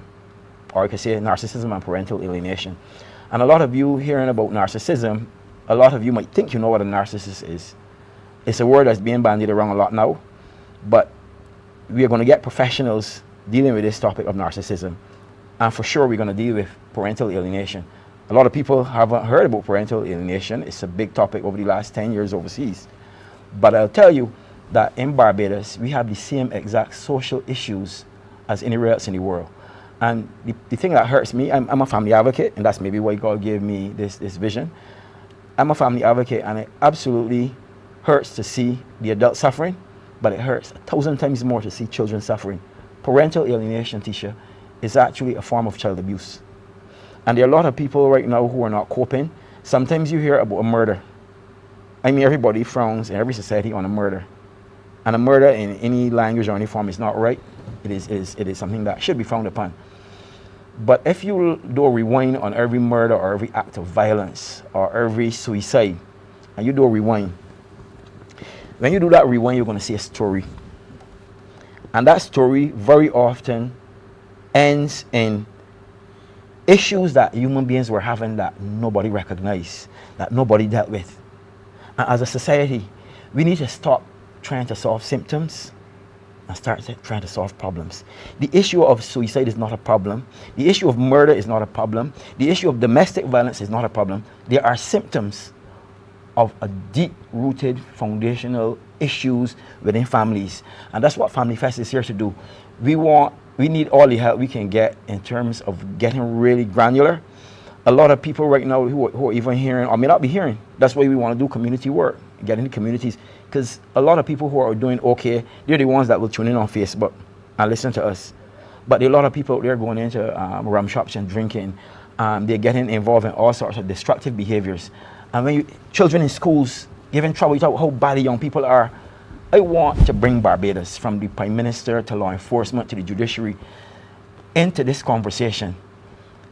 There is a root reason why we are saying these things. There are symptoms. We don't have a gun problem. We don't have a problem with violence. We have symptoms of violence where guns are being used. We have symptoms of domestic violence. We have symptoms, all the things that we call problems are really symptoms. And where are these symptoms rooted? What's the problem that creates these symptoms? It's family, Tisha. Breakdown in family structure. I absolutely can see that. Talk to me about the format that Family Fest will take. For people who haven't heard about it, I mean, this is our second year, I believe, sharing more in an in-depth way about Family Fest. But for those people who are just tuning in, who are not sure, talk to us about the format it will take and how people can participate. Well, you did mention about the focus on various members of the family and the different ways in which these issues that we talked about as far as parental alienation and narcissism affect each of the members of the family unit. And the reason we're doing that is because it tends to be extremely directed. The symptoms show up in different ways, as Cornelius was saying. Okay, so in a man it's going to show up more than likely in certain ways, and in a woman it's going to show up in different ways. And we need to address that and approach that. Now, in July, we tend to have, we're going to have, 4 weeks that we're going to be going through panel discussions specifically addressing this. As Cornelius said, we're going to have experts in who are going to drill down deep into what these things are and how to recognize them, and what are the steps that we need to start to take to fix them for each of the men, the women, the children, and then the family unit overall. One of the things that we really want to make sure happens, though, is that we want to develop more of a community outreach. A lot of what we have done is online. A lot of what we have done is via Facebook. You can log in and watch us online, and in fact you can see some of our past things on our website. But one of the things that we really want to do is get boots on the ground, more of a community feel, more in touch with the people that, as Cornelius said, are not necessarily going to log in on Zoom. They're not going to log in on Facebook and watch this. They're not interested from that point of view, but they still need to be reached. So we want to get to the foundation. And where's the foundation to start? The beginning, all the way back in when you were coming up as a child and things affected you in ways that you never realized. So we want to get into that. Well, those are things that we never really talk about as a society, particularly when it comes to family issues. It really is cultural, and that's why it's so deep-rooted in who we are, who we seemingly are, in terms of sharing information. You know, what happens in this house stays in this house. Don't bring my business outside. These are things that we've all heard throughout the years. And so people still hold on to trauma from when they were little, and I think that's where you're going. You're talking about how that is feeding into some of the ills, many of the ills that we're seeing in society today. So for you, Mr. Bartlett, again, let's go through the format quickly. Is there a registration process? How can people participate? Well, you can participate in different ways. First of all, we need partners, we need sponsors, we need donors, we need helpers. So you can actually give us a look up on Facebook, or you can contact us via email, for example, at info@familyfestbarbados.org. Or you can even give us a call at 832-5241, 832-5241. That's a cell number that we use for Family Fest. But we really need the participation of corporate Barbados as well. We need participation of government, for example, because there are lots of things that we want to do. We want to get deeper. We want to make sure that we're not just throwing these panel discussions at persons who are doing pretty okay already. We want to really get to the heart and soul of persons out there who are really in need, who are not necessarily what we would call mainstream Barbadians, but persons who, for example, operate outside the radar, but they have families. I mean, any woman and man can have a child. That child can be exposed to all sorts of trauma while they're growing. We want to be one of the organizations that's here to help. I know that like Fabian Sargent, for example, with Men's and with Safe Zone is doing a fantastic job. We don't want to see Family Fest as, we are not a competitive organization. We want to complement, we want to hold hands with all of the agencies that are interested in family. But let me say this, I really dream to see a day when law enforcement, judiciary, guidance counselors, the social workers in Barbados, and everyone who interacts, lawyers, tune in to educating themselves better on things like what we're discussing this year, parental alienation. You have a lot of people who can get sympathy from the police, and they're doing wrong, but they're doing wrong against somebody else who is seen as a perpetrator when they're really the victim. But we believe that this can end. A lot of people get frustrated and end up committing suicide or attempting suicide, doing murder, doing violence because they're frustrated, because nobody or enough people aren't stopping to try to understand. Imagine, Tisha, if we could have everybody on the bench finally having a full understanding of what parental alienation is all about and how it works. The persons who come through the court system and use the court system to legally not only abuse a child, but to abuse the partner who they have no divorce from or they've broken up with. There's a saying that says, hurting people hurt people. And even the person who's the perpetrator, I don't want us to frown on them. They need help too. So the person who is involved in telling a child lots of lies on a parent they're divorced from, or shedding crocodile tears just to try to get themselves to be the one that's loved solely by the child, so that the child will hate the other parent. I want to say to the persons who hear my voice now, if you are guilty, and it's not just men, it's men and women who are both perpetrators and victims. In the middle are the innocent children. And I want persons who are hearing me now, that if you are, or you know of anybody, one of your friends or family members, who is involved in carrying out this heinous act against children, children come first for me. Yes, the adults that are suffering it, I feel sorry for them as well too, but I want us to protect our future by protecting our children. Education is the name of the game. I want to see the judiciary become more educated. I want to see law enforcement become more educated. I want to see school teachers become more educated, because all of these persons, church leaders as well, all of these people, they interact with family at different places, at different levels, at different times. We need everybody to come on board. And, you know, I can see that people want an opportunity to be able to share, to garner some information, and to generally make their families and themselves a whole lot better. So we look forward to sharing more about this with you. So this won't be the last time that you'll be here. You're going to have to get up early again and make the trek. So, you know, fair warning. It's well worth it. And before we go, I want to tell persons who want to see what we've been doing over the last 5 years, go to Facebook, just put in Family Fest Barbados. Go to Facebook. We have a website as well, familyfestbarbados.org. You can email us at info@familyfest.org, or you can give us a call at 832-5241. I also want to make an appeal to those persons who really believe in what we're doing. Put your money where your heart is. You can donate to our charity. It's charity number 1670, and we have a First Caribbean account. I'm hoping that you put it on screen, but we have a First Caribbean account where you can donate to our charity at First Caribbean. The First Caribbean account number is 100. Let me get that. 100-123-2676. 100-123-2676. All right, absolutely. We will continue to share. This is very important. Final word for you. Well, just wanted to say, Cornelius talked about financial investment, and I really want people to think of it as an investment. Yes. We are paying it forward to the families in the future, to our children's children and to our grandchildren, great-grandchildren, the society that is going to be Barbados in 50, 60 years' time. But it's not just your financial investment we need.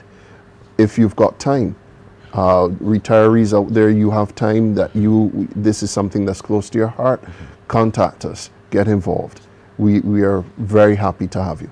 All right, well, thank you so much, Graham Vaughan, Cornelius Bartlett, Family Fest committee member and producer of Family Fest, respectively, for sharing with us this morning. Make sure you check them out online. Family Fest is what you need to look for. Family Fest Barbados on Facebook, or look them up on their website. Contribute if you can, or, you know, work on letting them help pour into you if that is what you need. We're going to take a break here and come on back on Morning Barbados. Stay with us. Morning, morning, morning. Good morning. Good morning to you.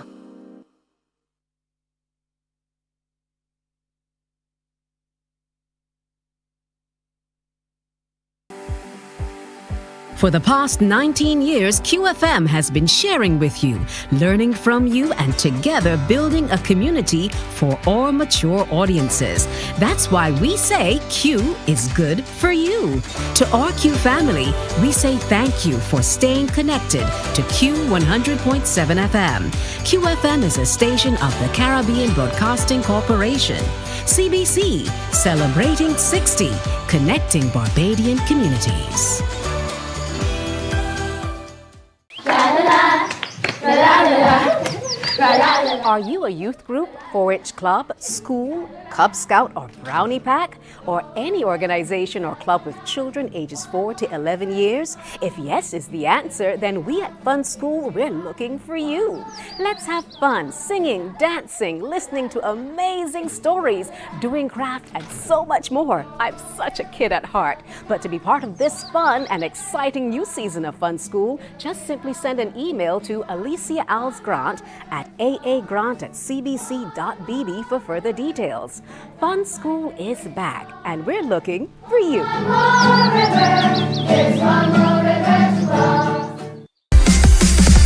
While you go about your business, we go about our business, and that is gathering the news. Stay up to date at CBC News Barbados on Facebook, Instagram, and Twitter. Get news update on radio throughout the day. And join us for the CBC News Night at 7 every night. CBC News team is on the job and bringing you the news. There is a saying, you can find a Bajan anywhere. Are you a Bajan living abroad? Or do you know of one who has migrated to another country? Well, we at Mornin Barbados would love to have you or them on our Bajan Afar segment. Share your amazing stories, experiences, and how you have adapted to a new culture. Send us an email to morninbarbados@cbc.bb, and together we will travel the world. Morning, morning, morning. Good morning. Good morning to you. 10 minutes to go before we wrap up today's presentation. And we're talking to a lady who's very, very passionate about preserving and sharing Caribbean music and arts in all of its fullness. Dr. Joan Golding is a visual arts communications specialist, and she joins us now to talk more about her passion. Good morning and welcome. Good morning. Thank you. Good morning, everyone from Atlanta, Georgia. I'm originally from the Caribbean. I was born in Jamaica. I have lived in many countries, like since my mom was in college in London as a preteen. And those days, I was an avid Beatles and Rolling Stones fan. But my father insisted that I be sent back to the Caribbean because he wanted me to get a grounding in my culture. And when I got there, I think it was sometime in the 60s when the whole ska and rocksteady era was burgeoning, and I fell in love with our indigenous music. I loved the fact that it was in our vernacular. I loved that in high school, which I joined when I got there, it was when the government decided that they would establish a festival commission. And there was a lot of events going on for that. And one of the events that I think that really pushed Jamaican music internationally is that a competition for the festival, which was supposed to be patriotic, it was supposed to be original, which means it needed an original writer, an original composer, and the singer. Now, most of us, we only saw the singers. Underneath, there was a framework established for everything to be really connected to our culture and to be original. And I believe that that foundation really pushed everything forward. My worry these days is that foundation, and I look throughout all of the islands, I'm not sure that foundation is being maintained. If you look at the news, you'll see that major foundational musicians are dying. Family Man Barrett died this week. He was foundational to the arrangement and composition of Bob Marley's music throughout his albums.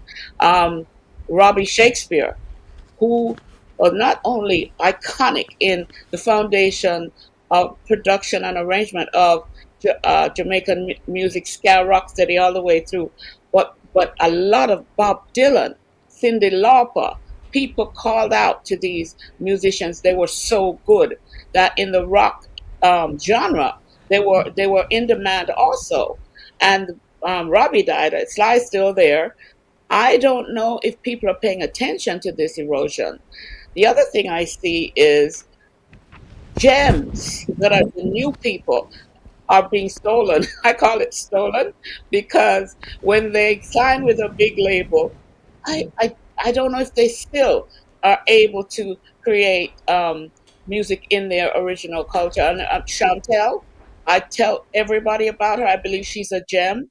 She's an amazing singer, amazing writer, and she's somebody to me would is on or above the stature of a Family Man Barrett and a Robbie Shakespeare because the singers, there's so many singers, but who's going to keep that foundation, grounded foundation in our cultural assets? And so I talk a lot about it because I think it's something nobody's paying attention to.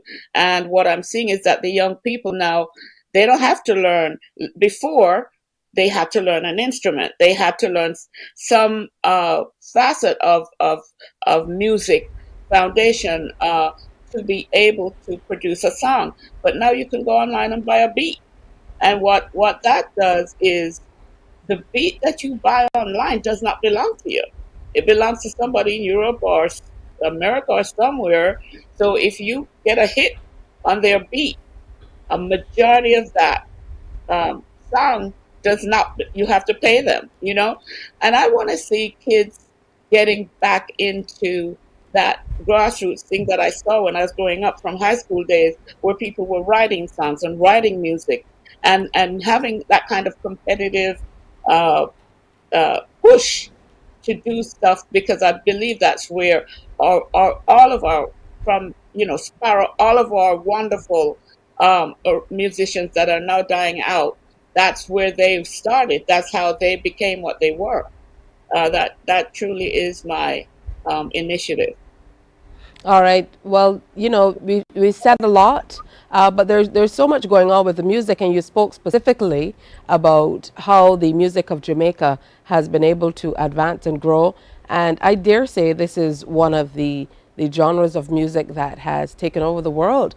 I mean, here we are in February and looking down the barrel of the launch of the One Love movie on the 14th of February, which really is Bob Marley's story. I don't think you can get any bigger than that when it comes to sharing the story of a people, namely the Jamaicans, sharing the story of a music, the story, the flight of reggae music through ska and rocksteady and all of those other things that you referenced. So there certainly is a lot happening with the music across the globe as well, but I can understand you wanting there to be some focus on where it started as well. So we really want to thank you for sharing with us your passion for the music and for the culture, kind of tying it together. Even though you've been a part of the diaspora for such a long time, it's good that you're still looking to your home for the roots. Yes, because when you're in the diaspora, the only thing that keeps you grounded, I mean, they talk about assimilation, but do we ever really truly assimilate? What you do is you reconnect with the people in the diaspora from your culture, and you have the events and the dances with the music that still come out of that region. And so it's important. It keeps those of us outside. It's like a bloodline. It keeps us invigorated and feeling that we're seen somewhere. Even if we're not actually on the ground there. All right. Thank you so much for sharing with us. And we most certainly look forward to maybe speaking with you after the launch of that movie, once we get a chance to see how much of the movie captures the culture and certainly the growth of the reggae genre. Thank you so much for sharing with us. Great to speak with you, Dr. Joan Golding. Thank you very much for having me. All right. Well, what a packed show we had today. And like I said, I look forward to, and I'm sure you do too, that movie, One Love, the story of Bob Marley, that's coming out on the 14th of February. It looks truly exciting, and we look forward to it. But there will be lots happening here in Barbados. There's going to be Agrofest. We also have, racing at the Garson Savannah coming up in the form of the Gold Cup. We also have the Whole Town festival that's happening. So a lot's happening in the month of February, and we're going to make sure that we stay on top of it. Morning Barbados will be there. That's it for today's show. Coming up tomorrow, though, we want to make sure that you come on back. Coming up tomorrow, we have a really good show for you, too. I'm happy to be back. So getting back into the groove of things, we continue our conversations on CARICOM with the Ambassador David Comishong, who will be discussing the CARICOM Barbados Cuba relations. Plus, Dr. Birchwood is back with our pediatric care segment. Junior Chamber International, or JCI Barbados, they're going to be in to talk about their plans and projects for 2024. And the Barbados Rugby Football Union is pleased to announce the official start of rugby in Barbados, the restart of rugby in Barbados, and they're going to be in to tell us all about what's in store for the season. That's all coming up tomorrow on Morning Barbados. I think I had a great first day back. Getting accustomed to the seat, but we're going to work on it. So good to have you with us. Thanks for joining us, and hopefully I'll see you again tomorrow. Do remember to wear your smiles as you go through your day today, and have a productive week ahead. Bye-bye. Wake up, wake up, wake up, wake up. Barbados, get up. Good morning.